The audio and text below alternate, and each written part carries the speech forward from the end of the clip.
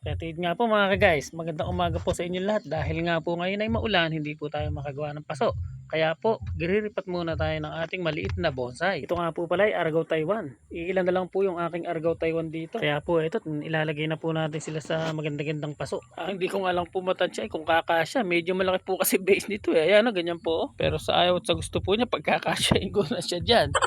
Sukdulan po na maubos ko ugat niya na hindi ko titigilan, magkasya lang sa paso na yan. At yun nga po, niligan ko na rin po ng alambre na tali para maitali natin siya dahil nga po napakababaw ng paso eh. Ito nga po parang hindi pa nga po kakasya. Ayan po, napakalaki po talaga ng base nito eh. Pero po babawasan ko pa po yan, aalisin ko po lahat mga nakabukol-bukol sa ilalim na yan. Pero po isang malaking ugat sa ilalim eh, yun po yung nakaangat kaya masyadong mataas. Ayan, aalisin ko na po. Ayan, palagay kay kakasya na po siya dyan ngayon. At itatali na po natin para hindi sila magkahiwalay. Sabagay, kahit nakatali, pagka talaga magkakahiwalay. O, ba't tali na naman natin sinasabi mo? Meron pang gano'n. Yan po, tilalagyan ko na ng buhangin. Napakakonti lang po nang nalagay.